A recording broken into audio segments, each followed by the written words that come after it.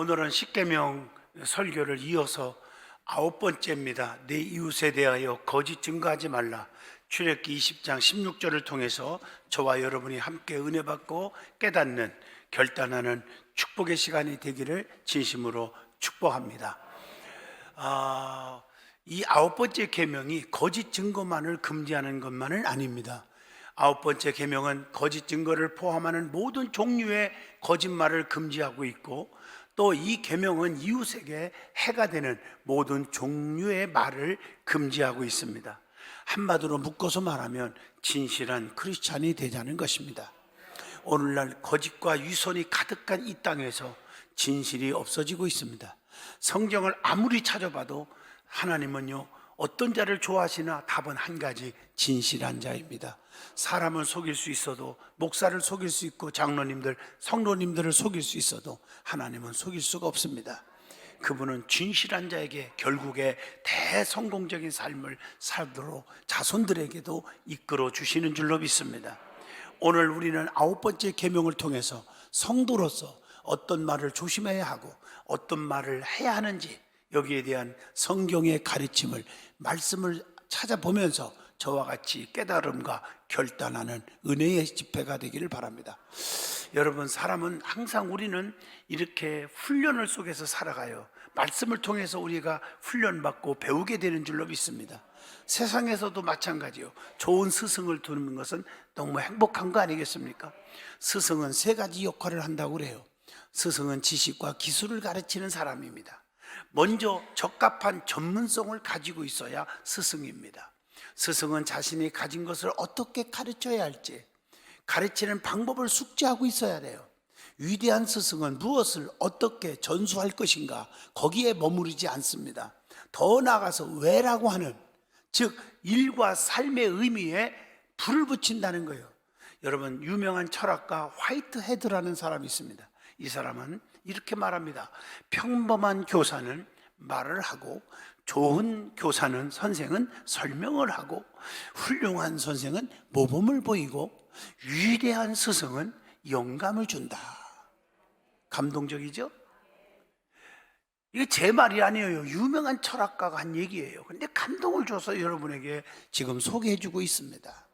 말과 설명만으로 가르치는 것이 알의 영역에 속하고, 모범의 그 알을 포괄하는 실천을 강조한다면 영감은 스승의 존재에서 비롯되는 힘을 의미합니다.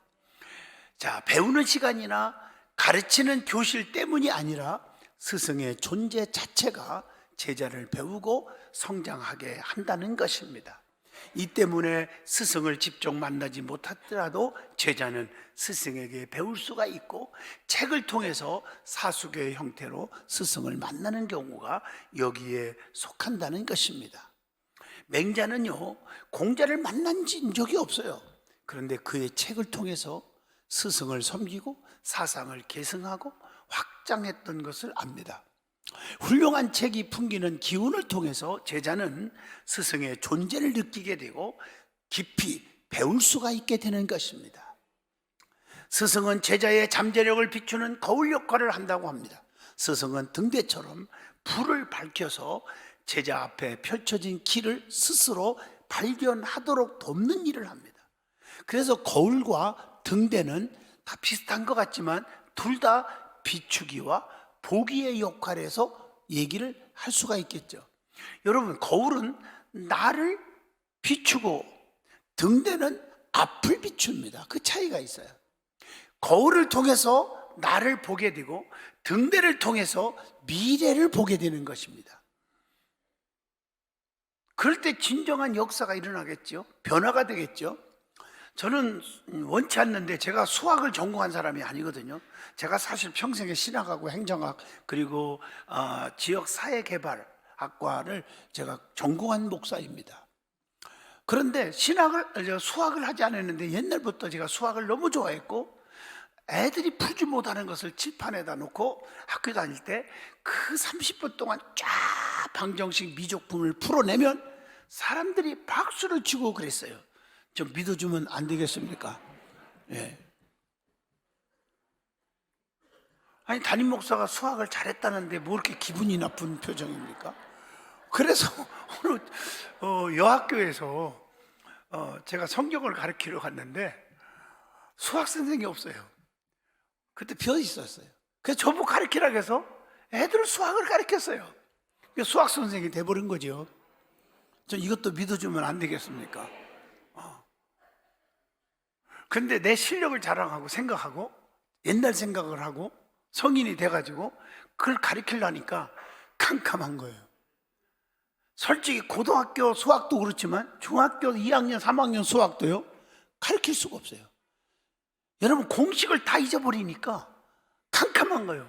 그래서 첫날 첫 시간에 썰 풀었는데 하다가 못 가르쳐서 못 가르친다고 하고 체면에 앉아서 그냥 그 재밌는 얘기로 끝났어요. 그리고 그다음부터 밤을 새워서 잠 안 자고 공식을 외우고 문제를 다 풀어보고 밤새도록 하고 나서 학생들을 가르친 기억이 지금도 납니다. 스승의 역할이 이렇게 쉬운 게 아니더라고요. 그게 지금 딱 떠오르는 게 이 얘기를 하려고 하니까. 그랬더니 학생들이 저를 좋아하고 존경하게 되고 그 학생들이 커서 결혼을 하고 아기 낳고 그런데도 저를 찾아오고 한동안은 또 기도도 받고 그런 적이 있습니다. 여러분 존경을 의미하는 영어의 단어가 뭔지 아십니까? 리스펙트라는 단어가 있습니다. 이건 리라고 하는 말은 다시라고 하는 말이 있고 또 스펙트라는 말은 본다는 뜻이 있습니다. 뭐 이게 발음이 잘 되는지 나는 모르지만 어떤 사람을 스승으로 삼는 것은 존경하기 때문이라고 하는 이걸 여러분 잊어서는 아니 됩니다. 저와 여러분은 모든 사람들 앞에 사랑받고 존경받는 성도들이 될 수 있기를 축복합니다. 사람의 말에는 힘이 있습니다. 좋은 말은 좋은 사람을 만들고 악한 말은 악한 사람을 만든다는 말이 있습니다.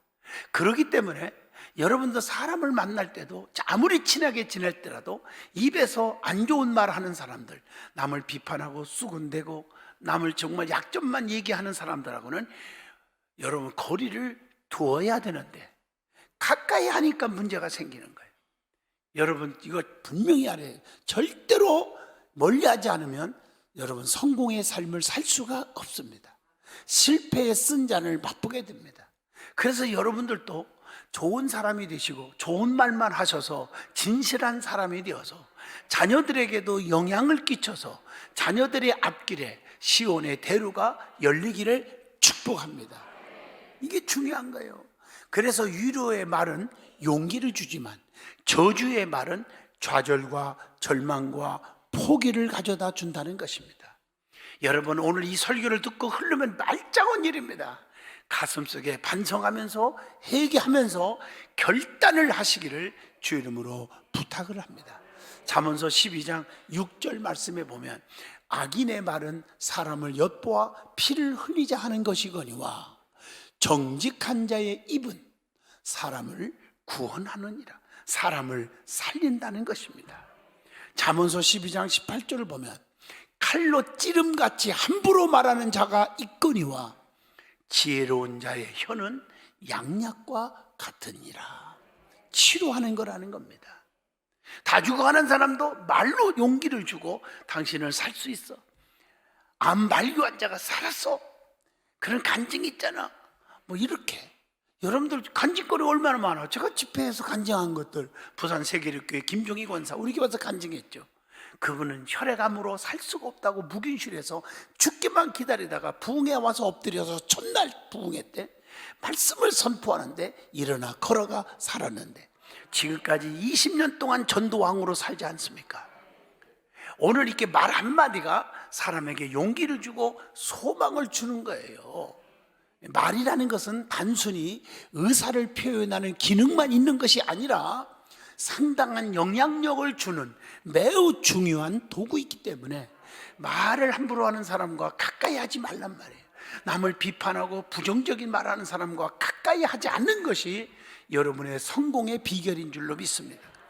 잠언서 18장 21절에 보면 죽고 사는 것이 혀의 힘에 달렸나니 혀를 쓰기를 좋아하는 자는 혀의 열매를 먹느니라. 이렇게 기록되어 있단 말입니다. 혀가 그렇게 중요하다는 것입니다. 야고보서 3장 6절에 보면 혀는 곧 불이요 불의의 세계라. 혀는 우리 지체 중에서 온몸을 더럽히고 삶의 수레바퀴를 불사르나니 그 사르는 것이 지옥불에서 나느니라. 자, 하지만 우리는 말하지 않고 세상을 살 수 없잖아요. 따라서 우리는 해야 할 말은 하고 하지 말아야 할 말은 하지 않는 지혜를 가져야 한다는 것입니다. 자, 그러면 우리가 해야 할 말들이 무엇입니까?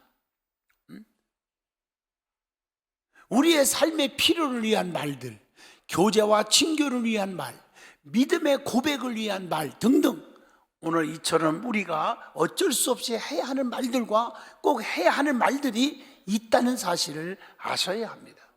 그 중에서 성도로서 우리가 특별히 해야 할 말들이 뭐지요? 복음을 전하는 말, 축복을 빌어주는 말, 그리고 항상 기도와 찬양과 믿음의 고백으로서의 말, 이런 말들을 하여야 합니다. 그 중에 이제 먼저 하나하나 설명하면 복음을 전하는 말을 해야 합니다. 모든 성도는 복음의 일꾼입니다. 복음의 일꾼인 우리는 세상 가운데서 복음을 전해야 합니다. 마태복음 28장 19절로 20절, 너희는 가서 모든 민족을 제자로 삼아 아버지와 아들과 성령의 이름으로 세례를 베풀고 내가 너에게 분부한 모든 것을 가르쳐 지키게 하라. 볼지어다 내가 세상 끝날까지 너희와 항상 함께 있으리라 하시니라.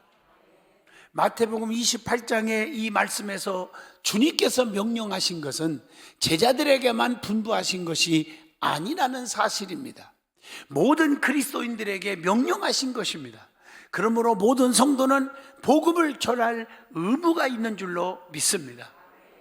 여러분, 저는 어제 그저께 극동방송 대강단에서 전국에 정말 귀하게 쓰임받는 목사님들만 한 500명이 초대받아 모여서 기도회를 했습니다. 우리 한국 기독교가 역사 이래로 최고 많이 모였던 해가 1973년 6월 3일 여의도 광장에 100만 명을 모아놓고 빌리그람 목사님이 말씀을 전했어요. 그걸 통역하신 분이 김장한 목사님인데, 극동방송 여러분 들어보면 지금도 그 극동방송에 설교하고 소망의 기도 프로그램 진행하고 항상 그래요. 나이가 90이 훨씬 넘었어요.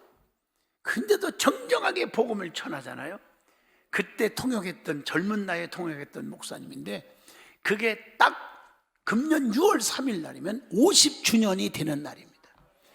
우리 한국 교회가 얼마나 침체됐습니까? 얼마나 안티들이 기독교를 잡아먹지 못해서 열광하고 있습니까?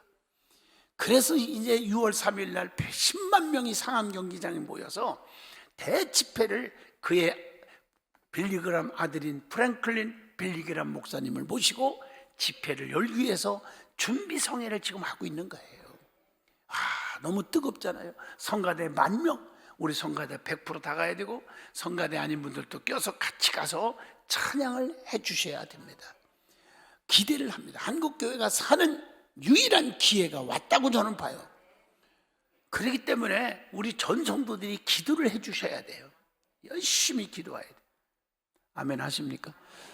저 같은 사람은 거기 뭐 사랑의 교회, 또 지구촌 교회, 뭐 꿈의 교회, 뭐 유명한 목사님들이 다 오셨는데, 저같이 정말 부족한 사람에게 합심기도 순서를 넣어줬어요.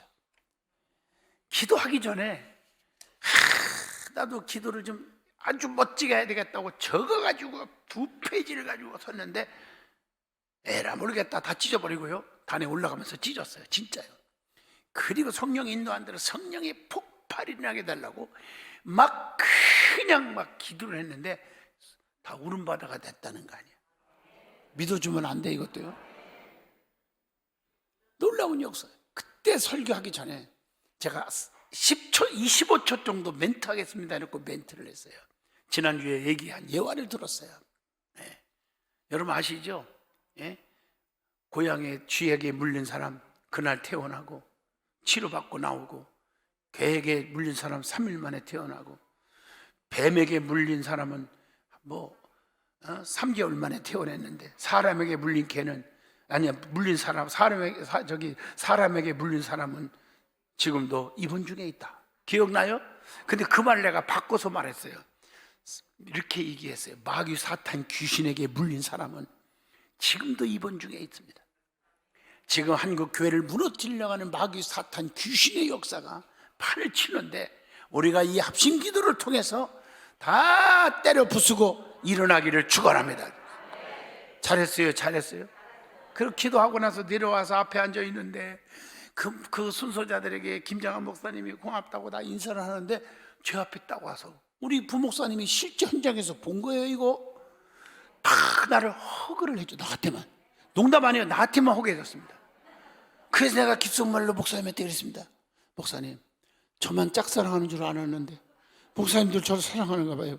그랬더니 무슨 말을 그렇게 얼마나 사랑하는지. 그래서 역시 장수하시는 분은 다르다. 너무 행복했어요, 솔직히.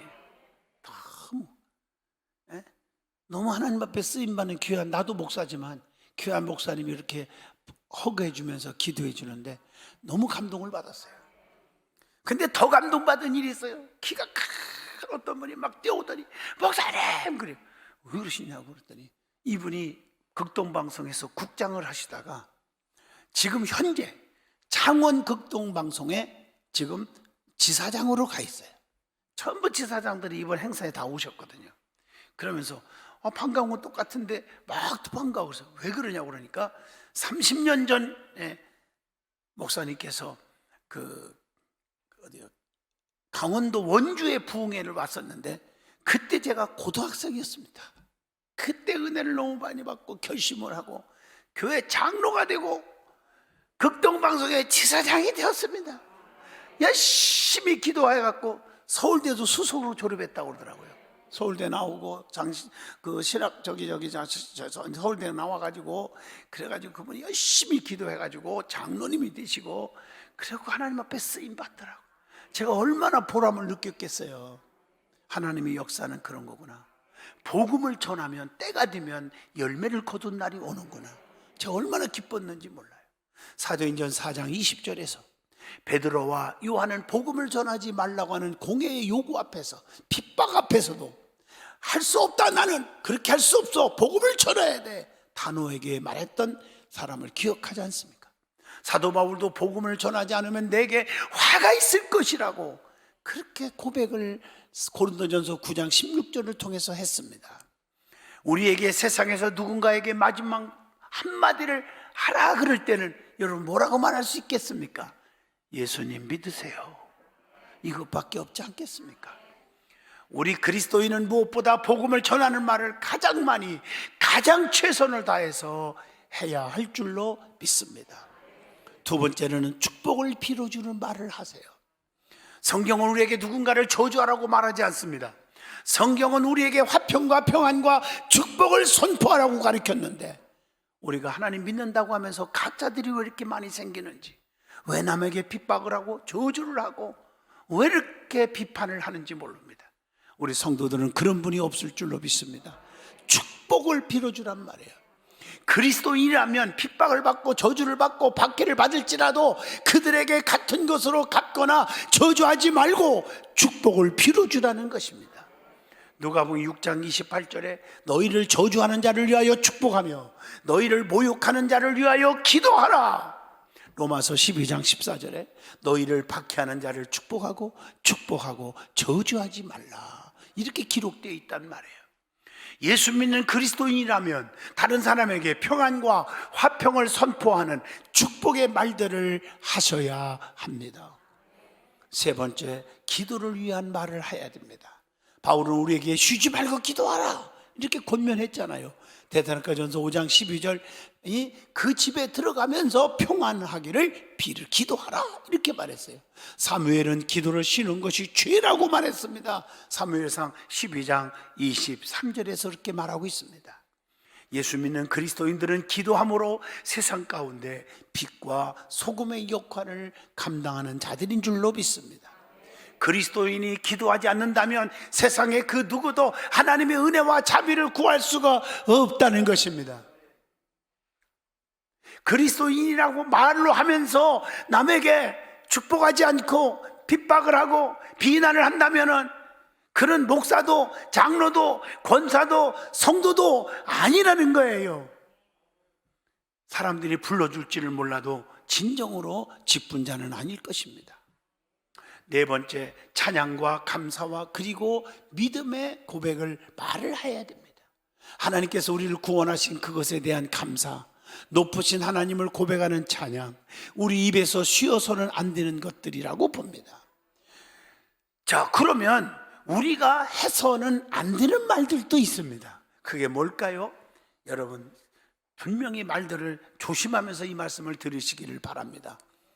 항상 해서는 안 되는 말이 있습니다. 여러 번 성경은 강조하고 또 강조했습니다. 야고보서 3장 8절에 보면 혀는 등이 길들일 사람이 없나니 쉬지 아니하는 악이요 죽이는 독이 가득한 것이라.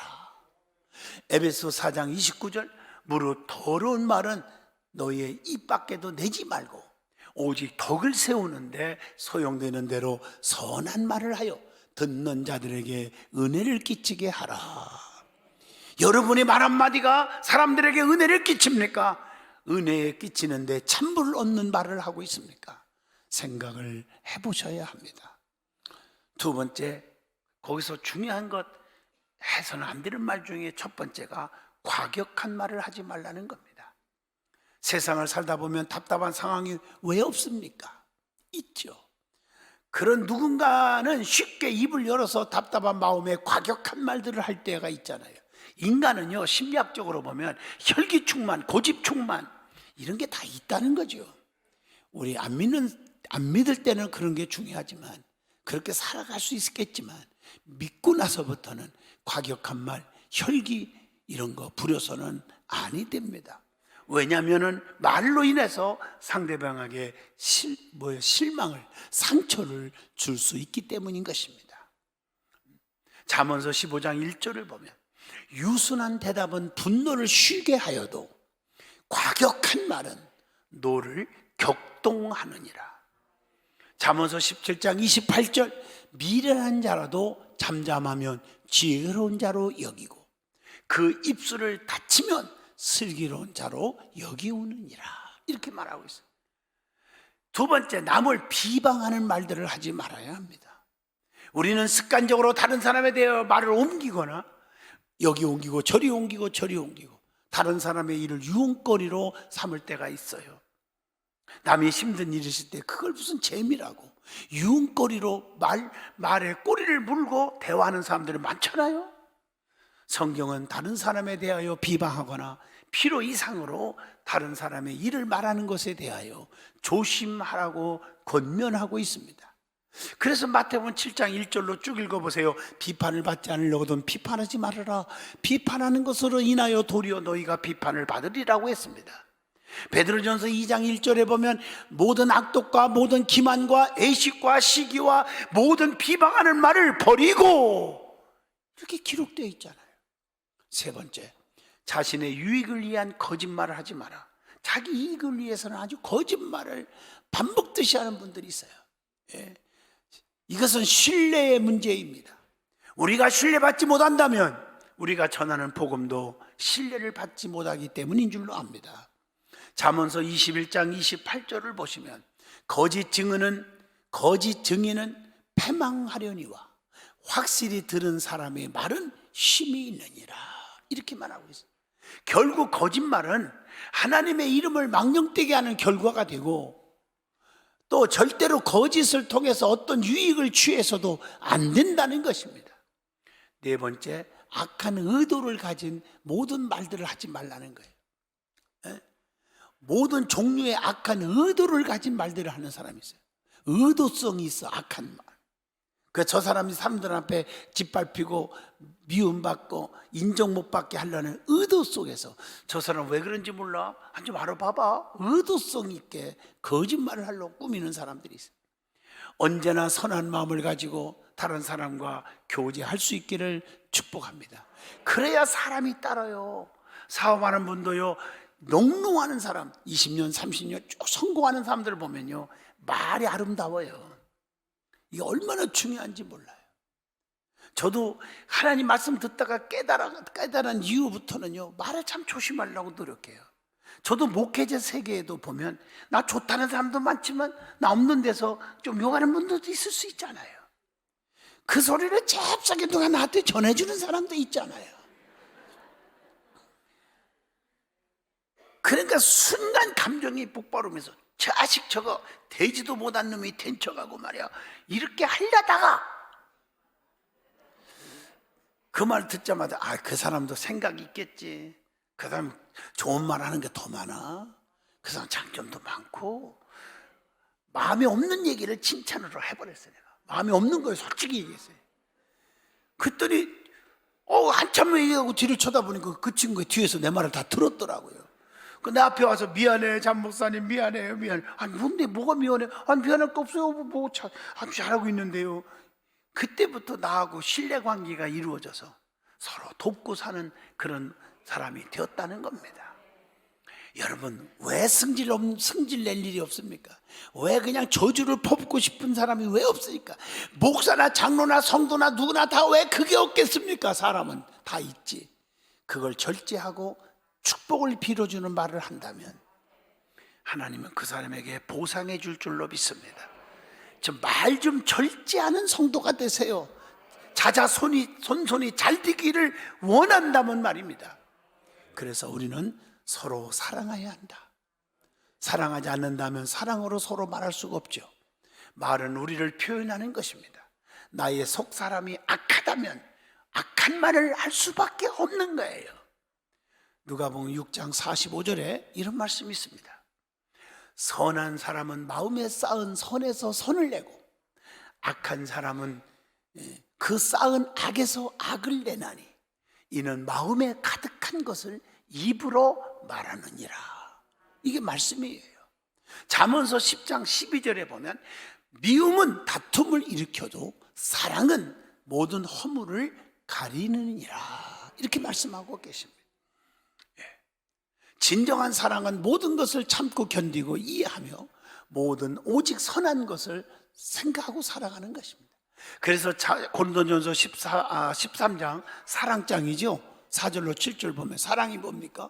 사랑은 오래 참고 온유하고 시기하지 않고 자랑하지 않고 교만하지 않고 또 무례행치 않고 자기 유익을 구하지 않고 성내지 않고 악한 것을 생각하지 아니하고 불의를 기뻐하지 않고 진리와 함께 기뻐하고 또 뭐예요? 모든 것을 참고 모든 것을 믿고 모든 것을 바라고 모든 것을 견디느니라. 이게 사랑의 정의예요. 두 번째 중요한 것은 우리가 어떻게 해야 변화될까? 성령님의 도움을 구해야 합니다. 말을 이렇게 함부로 안 하고 조심하고 칭찬하고 이렇게 좋은 말을 하는 사람들은 성령으로 거듭나지 않고는 쉬운 게 아니라니까요. 어떤 분은 은혜 시컷받고 은혜 받았습니다 하면서 문 열고 나가면서 비판하더라고요. 목사님 왜 그러나 몰라? 자기도 뭘 습관적이에요. 안 되는 겁니다. 그 사람 왜 그럴까? 아무리 직분을 가져도 거듭나지 못한 자입니다. 사람은 서로 사랑하기보다는 시기하며 질투합니다. 사람은 이웃을 사랑하기보다는 나 자신을 더 사랑하는 것이 인간입니다. 그러나 오직 성령 충만할 때만 우리는 시기하고 질투하지 않습니다. 사랑합니다. 내가 아닌 이웃을 진정으로 사랑할 수 있게 되는 줄로 믿습니다. 세 번째, 하나님을 경외하는 지혜를 구해야 합니다. 그러기 위해서 모든 자녀들이 예배 안 빠져야 돼요. 오후 예배, 철야 예배, 새벽 기도, 예배를 안 빠지는 사람이 되어야 합니다. 그게 하나님을 경외하는 거예요. 경외하면서 지혜를 구하는 거예요. 이게 얼마나 중요한데. 사랑의 말을 하기 위해서는 지혜로워야 합니다.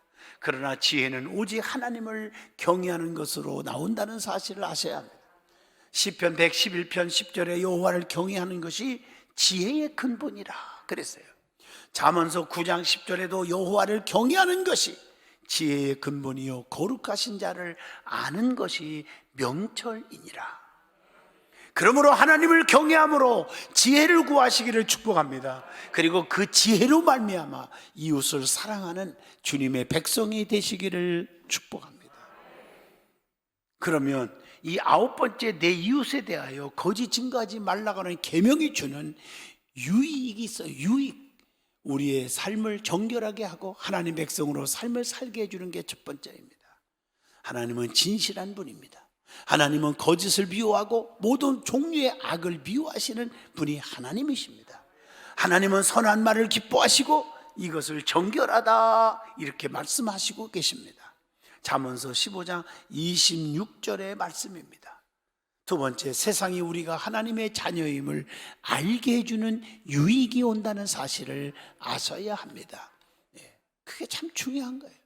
그런 유익이 와요. 요한복음 13장 35절에 너희가 서로 사랑하면 이로써 모든 사람이 너희가 내 제자인 줄을 알리라. 이렇게 말해요. 서로 사랑의 말을 나눔으로써 서로 사랑하며 예수님의 제자로서 세상에서 빛과 소금이 되어야 합니다. 결론적으로 말합니다.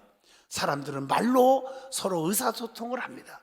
말을 한다는 것은 인간이 가지고 있는 매우 특별한 특징입니다. 말은 많은 힘을 가지고 있습니다. 적절한 시기에 적당한 몇 마디는 그 어떤 것보다도 강한 영향력을 주기 때문인 줄로 믿습니다. 그래서 잠언서 25장 11절에 합당한 말은 아로 새기는 쟁반의 금사과니라. 금사과라. 잠언서 25장 21절에도 그렇게 말합니다. 그리스도인은 모든 종류의 악한 말들을 다 버리고 복음을 전하고 복음을 선포하고 하나님만 높이고 기도하는 말을 함으로 이웃을 사랑하는 거룩한 백성이 되어야 합니다. 그게 하나님이 바라시는 뜻인 줄로 믿습니다. 그럴 때 우리 인격이 달라집니다. 성품이 달라져야 됩니다. 성품이 달라져야 돼요. 그게 행복의 비결이에요. 여러분 들어보세요. 교만한 사람은 행복하지 못합니다. 그 이유는 자족할 수 없기 때문입니다. 감사할 수 없기 때문이라고 말합니다. 행복한 사람은 정직한 사람입니다. 내면 깊이 행복한 사람들을 만나면 한결같이 정직한 사람임을 알 수가 있잖아요. 정직하다는 것은 솔직하다, 진실하다 혹은 투명하다는 뜻을 가지고 있습니다. 자신의 부족함을 솔직하게 인정하고 그 부족함을 개선해 나간다는 것을 의미합니다. 행복이라는 것은 자신의 약점을 알고 자신을 변화시키는 데 있다고 봅니다. 행복한 사람은 절제할 줄도 압니다. 행복이라는 것은 욕심을 채움으로가 아니라 욕심을 다스림으로 주어지는 것이 행복입니다. 행복이라는 것은 자신만을 생각하는 이기적인 삶이 아니라 남을 배려하는 성숙한 성품에 기초하고 있는 것입니다. 행복한 사람은 자족할 줄 압니다. 감사할 줄 아는 사람입니다. 결국 행복도 성품에 그 뿌리를 두고 있다는 사실을 깨달으시고 여러분 아름다운 성품, 온유한 성품, 사랑이 넘치는 성품을 가지시기를 진심으로 축복합니다. 기도합니다. 거룩하신 하나님, 네 이웃에 대하여 거짓 증거하지 말라. 진실한 크리스찬이 되라. 입술로는 사랑합니다, 존경합니다 하지 말고 서로 만날 때마다 진심으로 축복을 빌어주고 덮어주고 사랑하는 인격적인 성품이 아름다운 성도들이 되게 하여 주시옵소서. 예수님 이름으로 간절히 기도하옵나이다. 아멘.